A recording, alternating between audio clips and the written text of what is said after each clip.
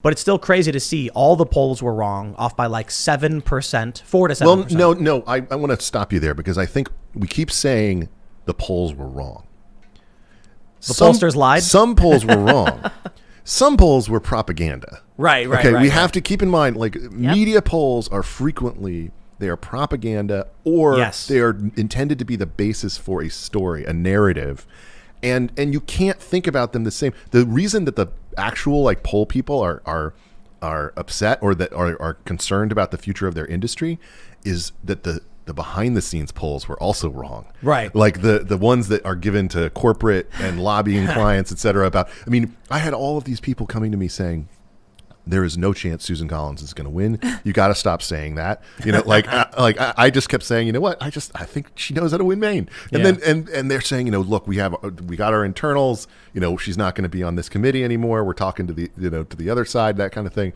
And then of course she wins easily. So it is a fact that polls are propaganda. And I know immediately there's going to be mainstream journalists, there's going to be leftists being like, conspiracy theories. No, hold on. There are many polls that are legit. There are many polls that are overt propaganda, and they function as such. Ian, let me ask you a question.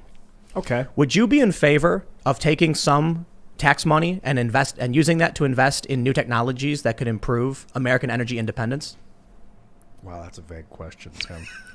I thought that was very specific.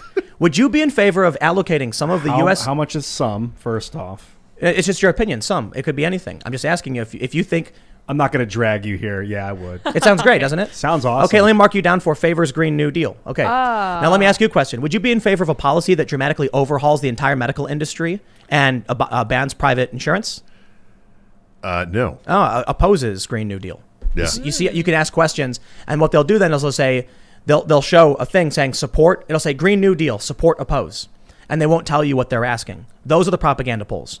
There are polls that will show you the methodology. They'll show you the questions they ask. And that's what you have to do when you go in and try and figure out what they're really talking about. Well, the biggest thing that has been plaguing the polling industry, and I don't want to get so off tangent on Barb, but someone who you should actually have on the program, Emily Eakins, who's the head of polling at the Cato Institute and previously at the Reason Foundation, has done phenomenal research over the past several years about the difficulty. She was the one who was the source of that poll that so many people cite about the unwillingness of people to share their true views. Right. And kind of seeking out the shy Trump voter or the shy conservative voter in lots of different respects.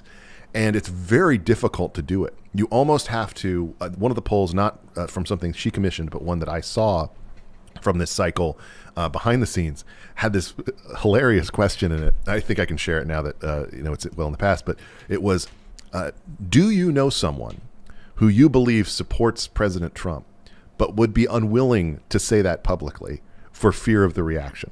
Okay, and so they have this percentage that's like, this is how many, it's a huge number, say. And then the follow-up question to those who said yes is, does that previous question describe you? And a lot of them say yes. Like it's a huge portion of them say it's because they've been prepped for it. Because otherwise it's like some strange person calls me and they ask me whether I support this guy everybody says is racist. I'm not going to say yes. But also because the way the question is framed, it could have repercussions on them. Yes. So it's basically, it sounds like they're coming at you as someone who's sympathetic to that, having an impact on you. But yeah, what I was saying, I love it.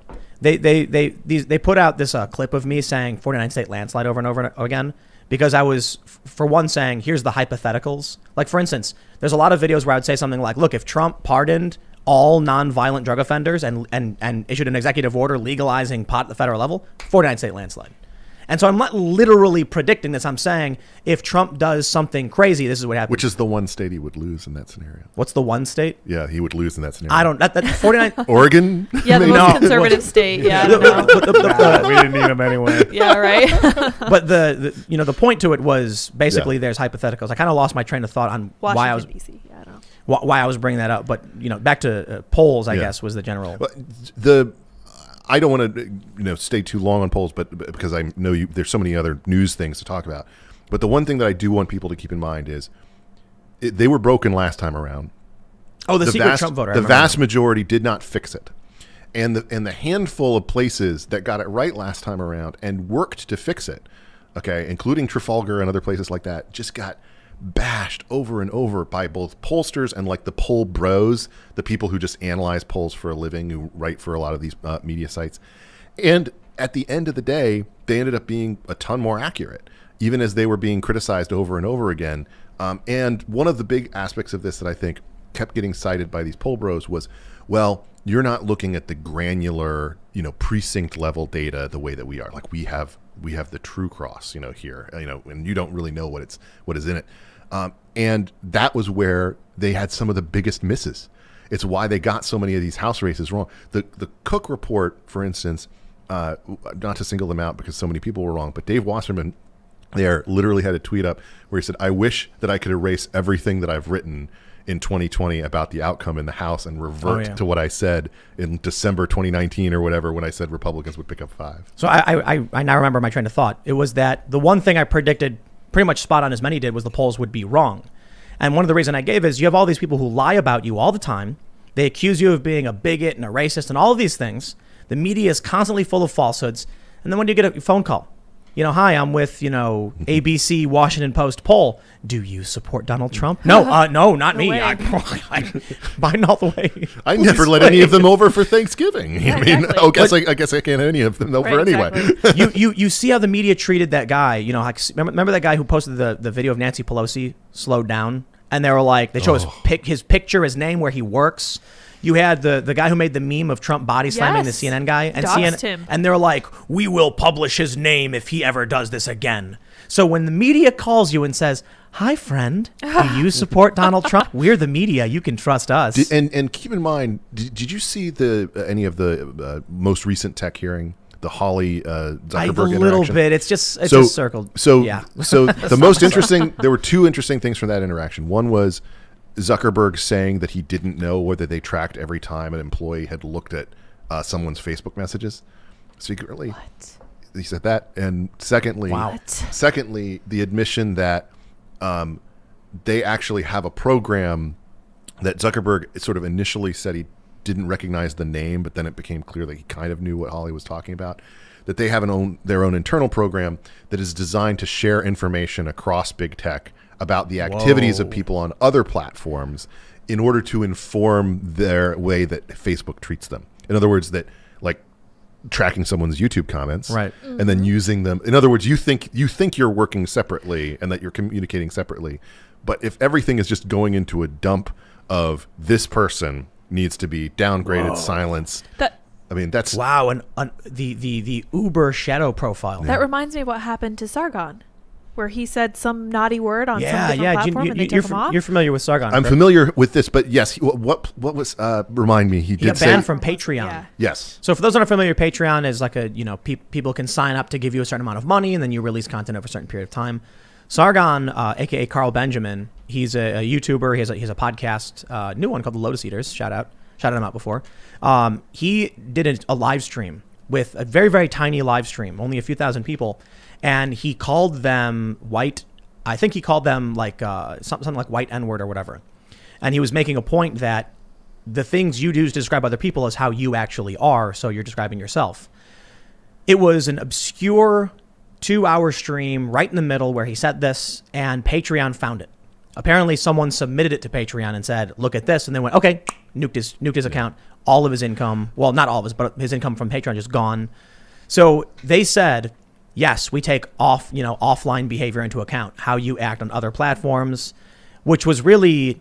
I think people don't understand that that's where we're headed. Mm-hmm. Yeah, oh yeah. Like that is absolutely where we are headed, and it's not going to be... People always try to scare you about some situation where government does these things. It's not that. It's not going to be that. It's corporate America. It's the people You who sound like a liberal leftist. Well, it seems how they used to sound. Well, how they used to sound, exactly. Yeah. Look, this is a very real thing that is a transition that is happening, and that I would say more the Kamala Harris wing of the Democratic Party wants, which is to say, we are going to use corporate America to weaponize or to administrate our woke program, even as we put it out through taxpayer funds in the public schools, et cetera. But corporate America doesn't want to fight this stuff. They're happy as long as they make money. Right. And so they're happy with, an America last foreign policy where China is just this wonderful trading partner and taking away all of these American jobs and making all sorts of cheap crap that we can sell to people. here in America, and everybody should be happy. All the big tech companies, they've been profiting so much from this past year. They're only going to continue. And meanwhile, small business America gets absolutely crushed. CNBC reporting this week that their optimism has only gone down since Biden was elected, and that I think is going to continue to be the dynamic here. And you have these major corporations that are going to come and effectively crush you through a thousand sort of little things that you can't use anymore. You can't be on this platform. You can't do, and then it becomes, you can't be a part of our, hotel rewards program. You can't fly on our airline. Oh yeah, something like that. You look at electricity. No, you look at it. Enrique Tarrio. They have so much power to cut you off. Yeah, completely. Your water is cut off. I mean, they can do Garcetti. Garcetti in LA said he was going to cut your water off if you had people over. Somehow they didn't do that when Hunter Biden went to that house and partied with those ladies. we have a First Amendment right to peaceably assemble. The Constitution doesn't say for what. If I want to peaceably assemble to discuss episodes of SpongeBob SquarePants, so be it. So if I have a party and I'm in LA, the Constitution guarantees me that right. He says I'm going to shut your water off. That is a human rights violation. It literally is. I mean, I can't even imagine what that would do to someone who had health needs who. Turning off their power and they're diabetic. Yeah, I mean, that's no more refrigerator, no more insulin. Yeah. Oxygen. This is how absolutely insane things are getting. What people don't realize about this kind of like dystopian nightmare, you've got all of these people that are effectively in the Matrix going along with all of this, and that's freaky. So you think we're going social credit score? Totally. In conjunction with your water and your electricity? Joe Biden, as part of his pact with Bernie Sanders, has a plan for a public credit scoring agency based off of your privilege criteria, something like that. What does that mean? It means that if you're a straight white male, you get a negative score. Are you kidding me? No, I'm not kidding you. So this was written about. There's an organization that works with like this. I forgot what it's called. It's a credit. They write reports on different credit agencies, and it's like an internal corporate thing. I did a segment on this. They said we don't know how Biden would even implement this because it's a violation of the law. It's a violation of civil rights law to create a public scoring agency that gives you credit based on your privilege criteria or something like that. When you see something like that, and then you look at what they tried in California with Prop 16, repeal Prop 209, which was their civil rights provision in the Constitution. It failed. It starts in California. It comes to the rest of the country. If the critical race theorists have their way, they will absolutely repeal the Civil Rights Act of 1964. So they want to put like a Star of David on my chest because I'm a white guy? Well, no. It's a little piece of flair. No. Give me a little red insignia on my chest from a white male. You're going to go to a bank and you're going to say, I'd like to buy a house, and they're going to say, well, your public credit score is 470 because you're a straight white male. We reserve most of our loans for ethnic minorities. I'm sorry, you're not welcome. Look, I mean, Ibram X. Kendi, the whole passage in his book is about how capitalism is racism and racism is capitalism, and those things are like totally united together. And so to me, this is a situation where this new administration wants to buy off the woke progressives with these various aspects of policy, even as they refuse to do anything that people who actually care about class divides in America and about the economy that's moved, really up into the last couple of years in a really negative direction in this sense, not addressing any of those things, just pretending that it doesn't exist and trying to satisfy it with diversity quotas and the like. Thanks for checking out this clip from the Timcast IRL podcast. We do the show live Monday through Friday at 8 p.m. So come back to check us out when we go live. Don't forget to subscribe, hit the like button, hit the notification bell, and we are also available on all podcast platforms for free if you want to listen to us there. Thanks for hanging out, and we will see you all next time.